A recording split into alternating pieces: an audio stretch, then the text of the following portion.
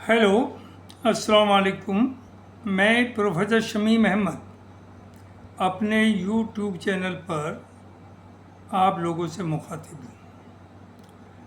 आज की बात में मैं बात करूँगा बड़ी तेज़ी से बदलते हुए पॉलिटिकल अलाइंसेस और जो रीजनल पार्टीज़ और दूसरी हैं उनके फ्यूचर के बारे में, और ख़ास तौर से जो ये 2026 में 5 स्टेट्स में इलेक्शंस हुए और उनका रिजल्ट आया, तो वी विल डिस्कस कि इसमें कौन बड़ा बेनिफिशियरी रहा, किसने गेन किया और किसने लूज़ किया। देखिए, let us start from West Bengal. West Bengal में नो डाउट ममता एक बहुत बड़ी फाइटर थी and she known as still lioness, एक शेरनी। उस तरह से उसने अपने लिए स्पेस बनाई और फाइट किया। लेकिन जिस तरह से पॉलिटिक्स है, वो इंडिविजुअली कोई भी, वो टाइम चला गया जब कोई एक इंडिविजुअल पार्टी रूल कर सकती थी, और and that too for a very long time. Mamata ji की गलती ये ही रही कि उन्होंने बीइंग पार्ट ऑफ इंडिया गठबंधन, इंडिया ब्लॉक, उन्होंने किसी के लिए कोई स्पेस खाली नहीं छोड़ा। और वो चाहती थी कि मैं अकेली इतनी बहादुर हूँ और इतनी पॉपुलर हूँ कि पूरे स्टेट को मैं कंट्रोल करूँगी। तो अदरवाइज होना ये चाहिए था कि कुछ सीट्स कांग्रेस को देती, कुछ लेफ्ट वालों को देती और शायद एक बड़ी फोर्स बनती, लेकिन उसे अपने बारे में अंदाज़ा नहीं था। दूसरी तरफ साथ साथ ये भी कि गवर्नमेंट जो रूलिंग पार्टी है, उसने दुनिया के जितने भी हरबे हो सकते थे वो इस्तेमाल किए। मोर देन 60 लैक्स वोटर्स को तो बिल्कुल ही हटा दिया गया, और अराउंड 27 लैक्स वोटर्स जिनकी स्पेलिंग या किसी वजह से गड़बड़ थी, उन्हें वोट देने से वंचित रखा, उन्हें वोट नहीं देने दिया। तो सर्टनली जब इतनी बड़ा नंबर आप हटा देंगे, और वो भी कौन सा, ख़ास तौर से जो कि ममता के सपोर्टर्स माने जाते हैं, that means majority of them were Muslims. लेकिन फिर भी बंगाल में, जैसे मैंने पहले भी कहा, कि Muslim population is more than 30%, लेकिन कुछ कंस्टिट्यूएंसीज में वो परसेंटेज 60, 70, 80, 90% है। तो अगर वो थ्रू आउट स्टेट यूनिफॉर्मली बटी हो तब तो उतना नहीं कर सकते, लेकिन यहाँ कुछ पॉकेट्स होते हैं तो वहाँ तो सर्टेनली वो इंटैक्ट होता है, कितने भी आप वोट काट लिए वो। और यही वजह है कि ममता को जो सीट मिली है उसमें ज़्यादातर मुस्लिम डोमिनेटेड एरियाज़ में जो मुस्लिम खड़े थे, जहाँ 60% से ज़्यादा मुसलमान वो जीत के आए उस सब के बावजूद। बहरहाल जो गेनर रहा यहाँ पर कौन रहा, वो तो बीजेपी रही। तो बीजेपी ने भी, जो वैसे तो कांग्रेस और बीजेपी इस मामले में दोनों ही एक है कि रीजनल पार्टीज़ को धीरे धीरे ख़त्म किया जाए, और उसमें बीजेपी कामयाब हो गई। और मैं समझता हूँ कि कांग्रेस को भी इसमें कोई बड़ा अफसोस नहीं है कि वहाँ बीजेपी आ गई, क्योंकि कांग्रेस को ये लगता था कि जब तक ममता रहेगी तो हमें तो एंट्री मिलेगी नहीं। तो अब कम से कम वो ये सोचते हैं कि बीजेपी के आने से अब दो ही पार्टी बचेंगी, एक तरफ कांग्रेस, एक तरफ बीजेपी, और ये कहिए कि एक तरफ कांग्रेस लेड इंडिया भी हो सकता है जिसमें ममता भी होंगी, सीपीएम भी होंगी, सब मिल करके, और एक तरफ तो may be in next election Congress में डू मच बेटर। तो इस तरह से एक तरह से कांग्रेस भी गेनर है। एक तो ये कि रीजनल पार्टी को वीक करने में ममता वीक हो गई है, और उससे इंडिया गठबंधन में भी कांग्रेस की सेब बढ़ी। दूसरी तरफ आइए, हाँ साथ साथ देखिए मायावती का, ममता का, कि आपको इतना अपने ऊपर भरोसा था कि आप अपने स्टेट में तो कांग्रेस को आपने या लेफ्ट को कोई स्पेस दी ही नहीं। आपने आसाम में भी कैंडिडेट जाके खड़े किए, और वहाँ उससे क्या हुआ? वहाँ तो नुकसान कांग्रेस ही का हुआ, अपोजिशन पार्टीज का हुआ, और वहाँ भी बीजेपी जो अमर्ज हुई, no it is much stronger than earlier. अब आइए कांग्रेस ने, Congress is also, I think Congress is bigger gainer और बड़ी बेनिफिशियरी हुई इन इलेक्शन से as compare to even BJP. Number एक तो केरला में, केरला ने जो बड़े लंबे अरसे से वहाँ सीपीएम की गवर्नमेंट थी उसे हटाया और कांग्रेस पावर में आ गई। हालांकि ये बहुत बड़ी खुशी की बात नहीं है as far as minorities and others are concern. मार्च से सीपीएम लेफ्ट वाले थे, वो भी प्रो माइनॉरिटीज होते, वीकर सेक्शन को साथ लेके चलते हैं, और कांग्रेस भी ऑलमोस्ट उसी तरह की पॉलिटिक्स कर रही है कि सब इंक्लूसिव पॉलिटिक्स। तो वही, लेकिन एक चीज़ गलत ज़रूर किया है कांग्रेस ने कि ठीक है आपको सीपीएम को हराना था, लेकिन जिस तरह के सीपीएम के ऊपर चार्ज ही लगाए कि वहाँ का जो चीफ मिनिस्टर है वो बीजेपी से मिला हुआ है। देखिए दुनिया में सब कुछ मुमकिन है, लेकिन ये मुमकिन नहीं है कि कांग्रेस लेफ्ट सीपीएम और बीजेपी का अलायंस हो जाए या कोई अंडरस्टैंडिंग हो जाए। तो आप इलेक्शन लड़ते, आपका राइट है, आपने सीपीएम को हराया, लेकिन एक बिटरनेस आपने वहाँ बहुत बड़ी क्रिएट करी, और जो गलत किया, सीपीएम आज भी आपके इंडिया गठबंधन में है, आपको राइट था उसे डिस्प्ले हटाने का, इलेक्शन लड़ने का, लेकिन इस तरह के चार्जेस आपको लगाने नहीं चाहिए थे। दूसरी जो सबसे बड़ी कामयाबी कांग्रेस को मिली है वो मिली है तमिलनाडु में। तमिलनाडु में हालांकि डीएमके उसके एलाई थी, लेकिन 60 साल से कांग्रेस वहाँ पावर से बाहर रही। इस बार अजीब व गरीब अनएक्सपेक्टेड हुआ कि जो एक थर्ड, जिसे विजय कहते हैं, वो 2 साल से ही पॉलिटिक्स में है, and he was a film actor and very popular actor, लोग उसे जानते थे। और just imagine he could get so many seats, सिर्फ 5-6 सीट की उसे ज़रूरत पड़ रही थी गवर्नमेंट बनाने को।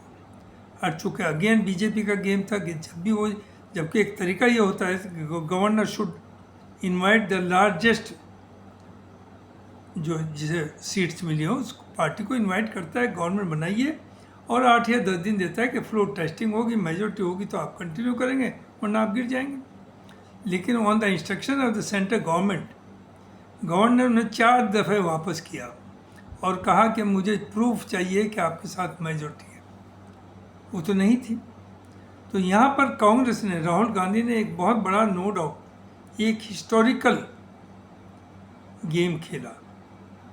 हालांकि वो डीएमके के 50 साल से 60 साल से अलाई थे, लेकिन एक तरफ तो अलाई का धर्म निभाना था, दूसरी तरफ मुल्क को या स्टेट को कम्युनल फोर्सेस से बचाना था। लिहाजा राहुल गांधी ने पहले तो अपनी पार्टी की सपोर्ट उन्हें दी, उसके बाद अगेन मुस्लिम लीग थी और लेफ्ट वाले थे, उनका भी वही कहना था कि we are the allies of DMK, और ये अच्छा नहीं होगा कि हम उनके साथ धोखा दे के आए। फिर उन पार्टी ने भी डीएमके से बात करी और उन्होंने समझा कि अगर वो नहीं आए तो ये गवर्नमेंट नहीं बन पाएगी। और बीजेपी इस सोच में थी कि डीएमके और एडीएमके दोनों मिल करके एक गवर्नमेंट बना लें। और उसमें होता ये, चूँकि एआईडीएमके की बीजेपी अलाई है, तो जब वो गवर्नमेंट बनती तो as a matter of fact उसमें भागीदारी हो जाती बीजेपी की भी। और फिर बीजेपी एक दफ़े अगर एंटर हो गई साउथ में, फिर तो वो एक बड़ा खेल हो ही जाता, जैसे कि कश्मीर में हुआ। कश्मीर में जो मोहतरमा थी उसने बीजेपी के साथ मिलकर के हुकूमत बनाई। पहली दफ़े 47 के बाद बीजेपी का गवर्नमेंट में वहाँ शामिल होना हुआ J&K में। और once you are a part of the government तो आप जितने भी इन एंड आउट होते हैं वो सब आपको मालूमात हो जाती है। वही बीजेपी ने किया। 6 महीने बाद मुफ्ती सईद की जो बेटी थी मोहतरमा, उन्हें बाहर किक आउट किया, गवर्नमेंट गिराई और उसी के बाद ये सब कुछ हुआ। तो कश्मीर में जो भी हुआ है उसकी जिम्मेदारी मैडम सईद की है। उसकी वजह से स्टेट, वहाँ के जो लोग कहते हैं, बहुत लोगों की सोच है, ये सब जो हुआ, हालांकि उससे बीजेपी को भी एक ये पॉलिटिकल मूव था 370 ख़त्म करना एटसेट्रा, लेकिन इससे कोई बहुत बड़ा गेन नहीं हुआ। उसे यूनियन टेरिटरी बना करके कोई बहुत बड़ा वहाँ का प्रोग्रेस या कोई डेवलपमेंट नहीं हुआ, लेकिन इट वाज ए पॉलिटिक्स और इन्होंने उसे एक हासिल किया। वही चीज़ अगर DMK और AIDMK मिल जाती तो कांग्रेस भी हमेशा के लिए बाहर थी, लेफ्ट भी बाहर थी और बीजेपी की एंट्री हो जाती। तो वहाँ राहुल गांधी ने बड़ी होशियारी के साथ ये सब किया। अब आगे देखिए लॉयल्टी कि क्या, चूँकि हमारे जो बेसिकली जो पॉलिटिशियंस हैं they are the most corrupt and opportunist. उनकी ना कोई आइडियोलॉजी है, ना उनका कोई कमिटमेंट है किसी के साथ, जो आपने वहाँ देखा। जैसे विजय की गवर्नमेंट बन गई, ADMK में डिवीज़न हुआ and more than 30 MLAs voted for जो आपका वो था कॉन्फिडेंस मोशन, उसमें वोट किया, उसके साथ आ गए। तो they are not loyal, they are with the power. उन्हें तो ये देखते हैं ये लोग पॉलिटिशियन कि हमें कहाँ गेन है, जहाँ मजबूरी है, कुछ नहीं मिलता दूसरी तरफ से तो वो एक जगह रुके रहते हैं। अब यही आप देखिए आपका बंगाल में हो रहा है कि जहाँ इतने बहादुर और इतने लॉयल थे उसके MLAs MPs ममता के, जैसे ही गवर्नमेंट गिरी बीजेपी की बनी, अब उन्हें फ्यूचर नज़र नहीं आ रहा ममता के साथ। वो समझते कि कौन वेट करे 5 साल या 10 साल दोबारा पावर आने, हमें तो पावर एंजॉय करने। They are corrupt, they need return. तो 80 में से 58 तो MLAs अलग हो गए, उन्होंने अलग ग्रुप बना लिया and they are with almost NDA part of at some stage they में ज्वाइन द BJP आल्सो। तो एक ग्रुप बन गया। उन्होंने ज़ाहिर स्पीकर बीजेपी का है, तो जैसे उन्होंने खत लिखा उन्हीं के आदमी को, no they are the leader of the opposition and they have found separate. आज इंडिया गठबंधन की एक बहुत बड़ी मीटिंग आज 8 जून को दिल्ली में थी और ये सोचा, लोग देख रहे थे, वेट कर रहे थे कि देखते हैं उसमें कौन कौन लोग आते हैं।